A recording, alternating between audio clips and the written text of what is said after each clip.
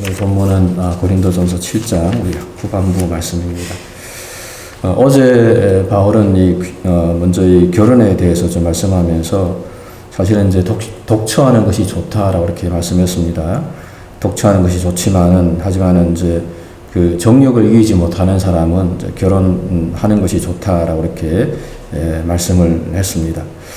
음행을 피하기 위해서 남자마다 자기 아내를 두고 여자마다 자기 남편을 두라라고 이렇게 말씀했습니다. 그리고 결혼한 사람은 그 남편과 아내에 대한 의무를 다해야 된다. 그러니까 의무와 책임을 다해야 된다라고 이렇게 말씀했습니다. 특별히 이제 서로 분방하지 말라라고 이렇게 말씀하면서 서로 간에 주어진 책임을 다해야 된다라고 이렇게 바울이 말씀을 했습니다.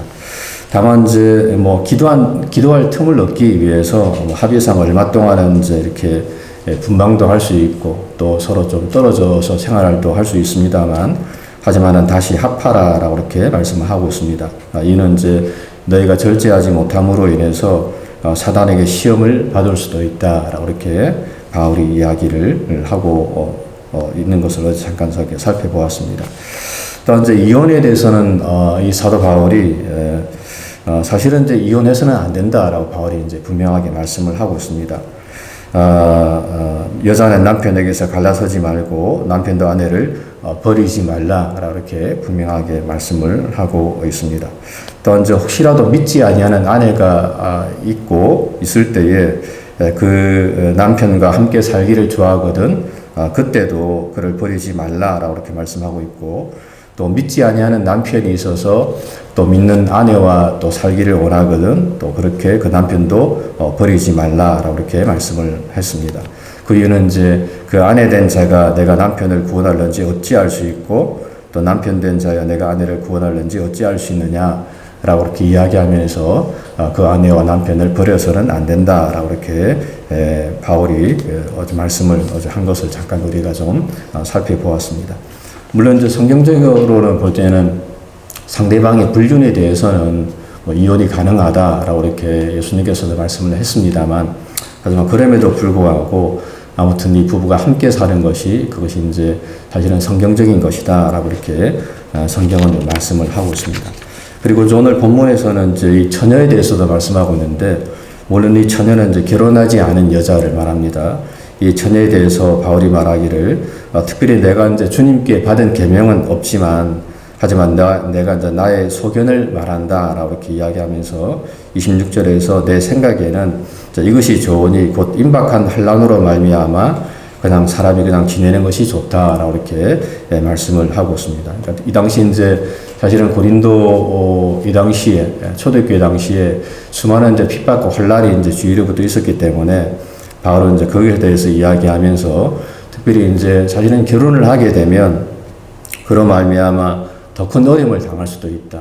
하나님을 믿는 일에 있어서도 그러고 생활적인 부분에서도 어려움을 당할 수 있기 때문에 바울이 이제 시대적인 상황에 대해서 말하면서 혹시라도 이 결혼하지 아니한 처녀가 있다면 그냥 시집 가지 말고 혼자 지내는 것이 좋다라고 이렇게 말씀을 하는 것을 좀 볼 수가 있습니다.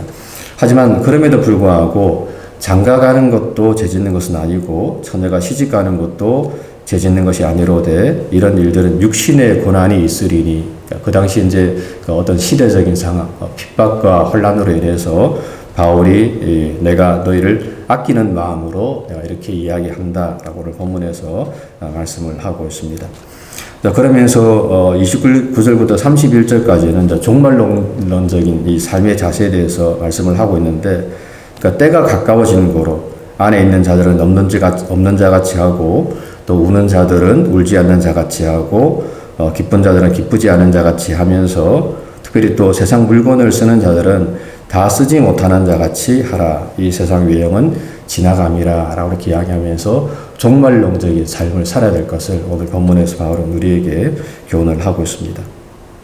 그러면서 또다시 한번 이 독신의 유익에 대해서 바울이 또 말씀을 하고 있는데, 그러니까 32절부터 보게 되면은 이제 주의 일과 세상의 일을 비교하면서 말씀을 하고 있습니다. 그러니까 너희가 염려기를 원하는데 장가가지 않은 자는 주의를 염려하여 어떻게 하여 주를 기쁘시게 할까 늘 그것을 생각하는데, 장가가고 시집가는 사람들은 세상 일을 염려해서 어떻게 하면 아내를 기쁘게 할까, 어떻게 하면 남편을 기쁘게 할까, 그 생각만 하기 때문에 사실은 독신이 더 유익하다라고 오늘 본문에서 바울이 말씀을 하고 있는 것입니다.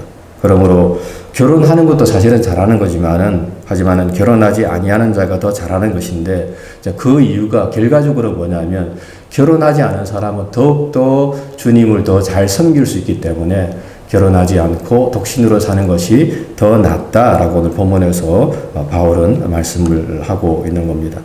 사실은 제가 잘 아는 목사님, 한국에 제가 잘 아는 목사님 그분도 사실은 독신으로 살려 그러셨어요. 그러니까 지금은 나이가 이제 70이 되었습니다만은 그분이 가끔씩 그래 이야기 하시더라고요. 자기는 원래 독신으로 살면서 오직 주를 위해서 살고 싶었었는데 또 어쩌다 보니까 또 결혼해서 이렇게 살고 있지만 늘 자기 마음은 그랬었다라고 이렇게 이야기하는 그 목사님의 이야기를 제가 들어본 적이 있었습니다.